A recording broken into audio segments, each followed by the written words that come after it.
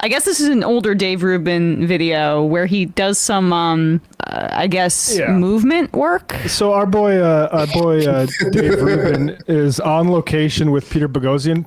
It's probably not too important to go deep into Boghossian. He's basically a minor character in the IDW sort of universe, but he does get Dave to do some very funny things here, which is first about how big of a threat he sees to gay rights, and they use a visual sort of aid to elaborate this. You know what this reminds me of is I did some youth theater stuff when I was growing up, right? Or, like little improv drills that you would do where you got to move to one side of the room, or you've got to, well, we all know what yes anding is, whatever the case is. But I just find this to be a little bit of that energy here, where it's like a bonding exercise or something like that. I feel uncomfortable doing anything of this matter like this. That's why I can't get on TikTok or do a dance or anything like that. But not Dave in this way.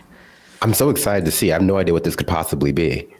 Yeah, for folks looking, it's Dave and Peter in front of a waterfront, and there's some pieces of paper on the ground, and we'll get those explained here in a second. Prop work. Okay. Concerned about gay rights in the United States. 5, 4, 3, 2, 1, move. Why do you slightly disagree? You want an ideal, obviously, is the family, and 99% of the time, or something like that, it's going to be the mother and the father, and you go from there.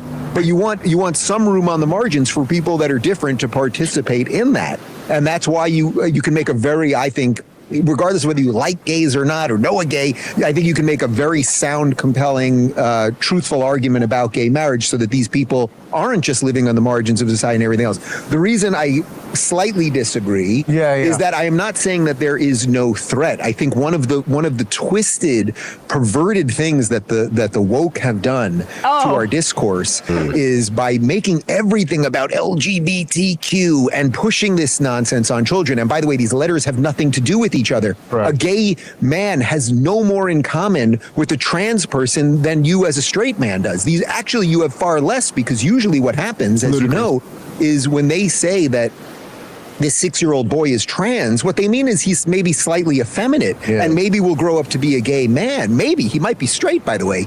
So in many ways, the T's are the most rabidly anti the G's, far more than the straight people are. Yeah. But because of the way that the woke push and overshoot, go over the top with everything, I would say there will be some decent pushback against gay rights, which again, a movement for equality is always a just movement, in my view. And I think there's some issues around that. Again, I would say we have the right foundational documents on all of this stuff. We have equal protection under the law. We have states' rights. We've moved past most of this. And I would also say that because of the mix of people in America, all the different cultures and all the different things, it's very hard to get everybody to suddenly be on board. Take out those people. Where it might be a little bit easier in a largely monolithic country, say Germany in the 1930s, it would be easier to galvanize people against those people. Where in America, it's like you've got everybody. It's harder to wrangle those things. All right. What point is he making about Nazi Germany at the end? Because we're too diverse to get everybody marching like the Nazis were. It sounded a little aspirational, or at the very least, it's ahistorical, because we know that gay people and trans people were victimized by the Nazis. George Bush ran for re-election on Defense of Marriage Act. I mean, yeah. I got lost when he was describing the letter on letter violence. That part lost me. When the L's and the B's and the T's were all at war. I watched a lot of Sesame Street as a kid. I was not prepared for all this letter on letter violence that he was describing. I will say it was also distracting how the one guy, I'm going to call him the Bog, I can't remember his last name was, but how he must have been just mic'd up, just normal collar mic, and Dave Rubin had a hand mic that only one was talking into it. I found that very weird and distracting. But he still chose to I didn't know if he was standing in the neutral position to indicate his position, or if he just wanted to be really close to Dave. He was so close that I thought he was going to be using that same mic, but it's clear that he was just, collar mic or something like that. But he just wanted to stand. I had that same thought too.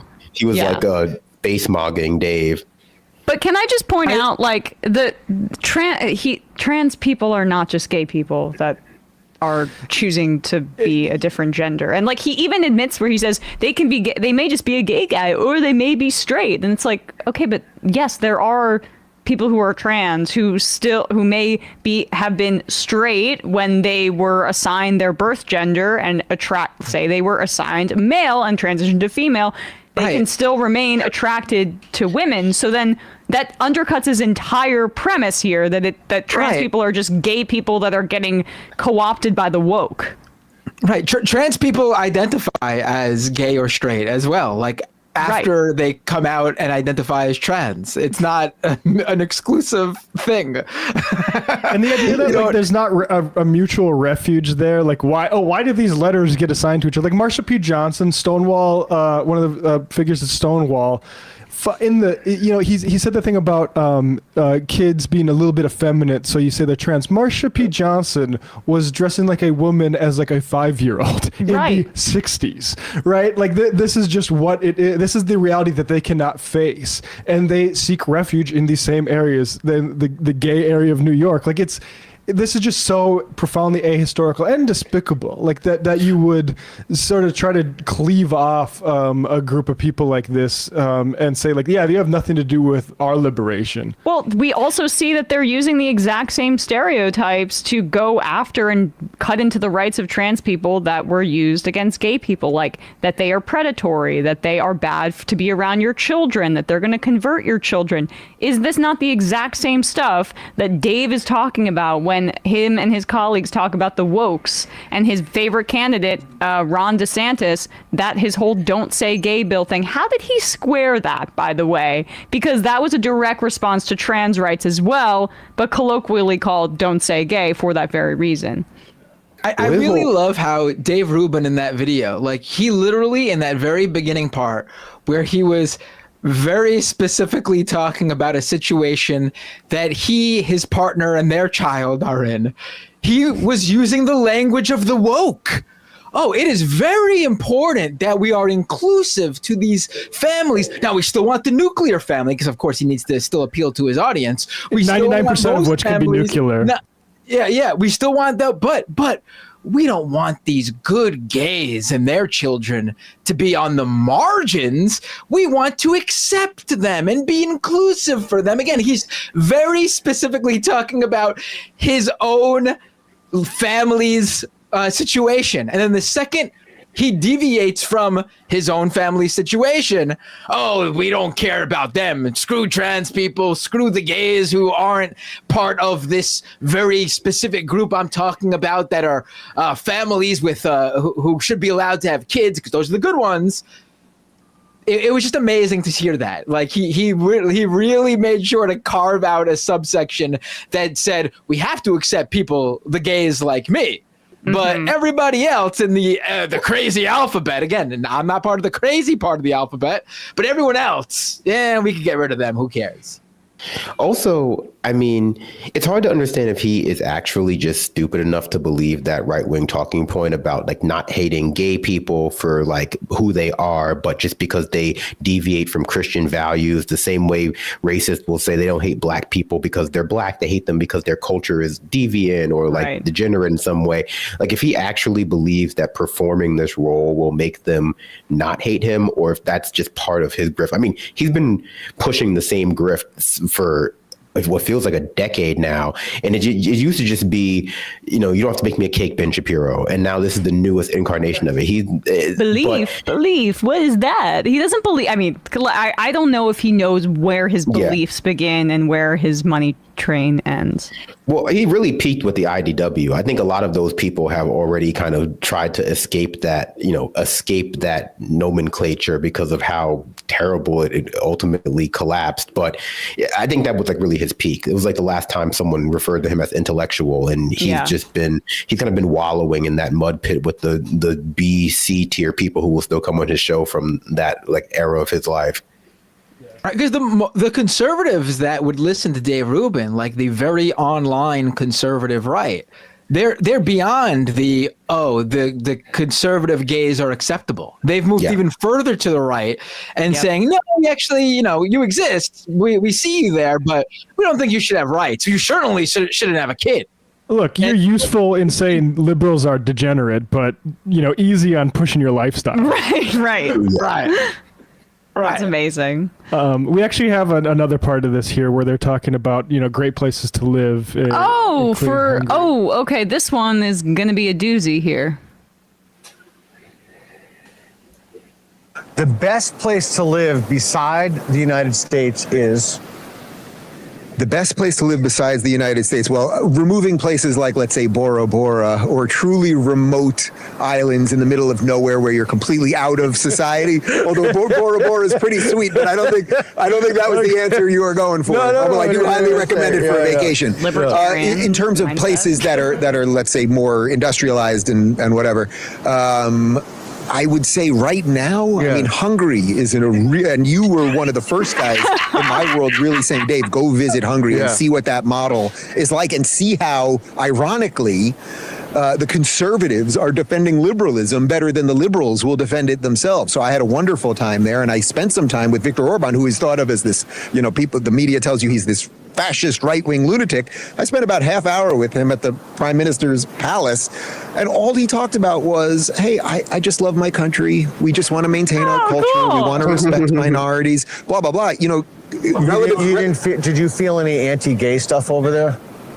No one said a word to me. I gave a speech at the Danube Institute and talked about same-sex marriage, and I didn't get it. I can't tell you that they're head over heels for gays, but I don't see them rounding up gays. And by the way, minorities, one of the things we've done wrong in America and that the left has done so dangerously throughout the West is pushing the idea of the minority on top of the majority all the time. We should have equal rights for everybody. We should have ideals and then have places where we can look on the margins to make people feel that they're integrated into those societies, whether they're religious minorities or, let's say in this case, gays or something. But you don't have to cater an entire society to a minority. So unless there's something going on in Hungary that I don't know about, I did not see that specifically. Can I just read one paragraph from August 2023? Viktor Orban has been clamping down on LGBTQ plus rights for more than a decade. A year after he came into power in 2010, his party passed a new constitution that bans same-sex marriage. Later, the document was amended to bar same-sex couples from adopting children. Yeah. So his ideal paradise, where he lives, he couldn't have his children. Well, I guess they were surrogates. They're through surrogates. So maybe they could have found a way around that in the way that like Israel doesn't allow for gay marriage unless you're coming in from another country because we want to increase our demographic majority. Then gays can come over. Don't worry about that. Yeah. But he's been probably the most prominent anti-LGBTQ politician in the world for over a decade, Viktor Orban. I love how he was like, listen, people call him a fascist, but I met with him and all he could talk about was how much he loved his country. Fascists have never done that before. Famously, they don't. Who else loved their country? They don't romanticize their country at all. Sorry, Brandon. I was going to say, no, Dave Rubin didn't even want to move from California to Texas during the pandemic when he was complaining about how liberal California was. And the reason he gave was because of the not very liberal policies in Texas.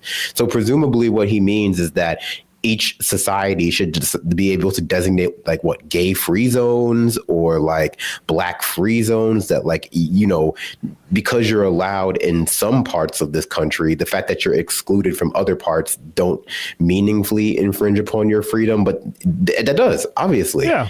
Hey, majorities have rights. I don't want Don't infringe on the majority's rights. Okay. I want to point out that he is joining in the attack on gay people in Hungary the exact same way here. Like, here's a clip from Agence France Presse, I think, going into their election season 2 years ago, and just see if any of this sounds familiar. Viktor Orban's Conservative government hails its latest success, a law the majority says will stifle paedophilia in Hungary.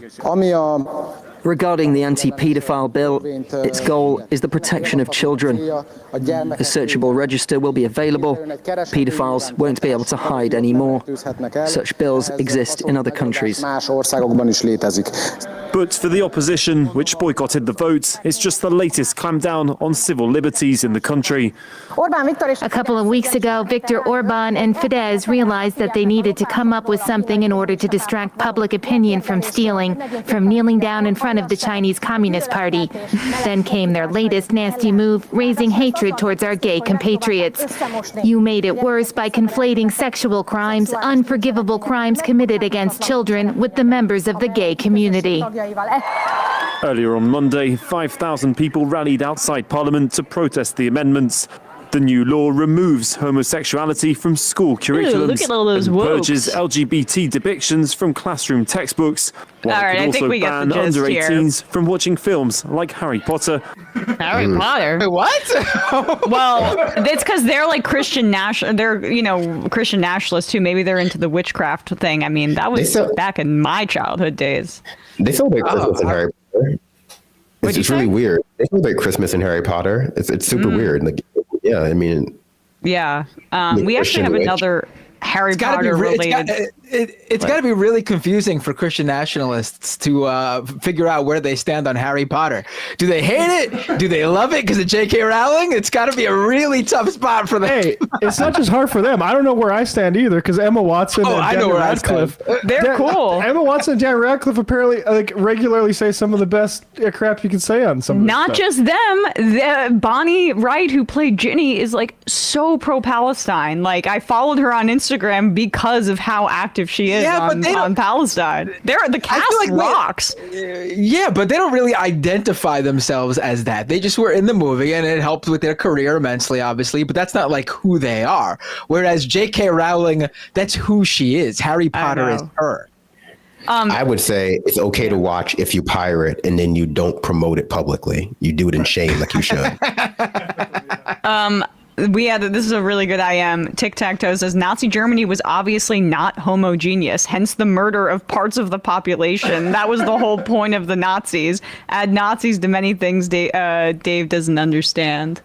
No society is homogeneous. Like, you might have societies that have a certain measure of a population that can trace its roots back relatively far, but that's arbitrary. Like, every Yeah. society is mixed, even their like famed Nordic ones. Yeah, what Dave means by that is we're too diverse for him to want to pay for national health care. If we were white, he would love it, but It's possible he doesn't know what that word means. He could just be like, homo, what? It's funny because he said monotheistic. He said monotheistic and corrected himself, which was a little bit of a Freudian slip there, back to his old atheist days. And now we're not bad against religion anymore. Hey folks, don't forget to hit the subscribe button and check out our daily show. We do it every day at 12 p.m. Eastern for about 2.5 hours. We even take phone calls. You should check that out.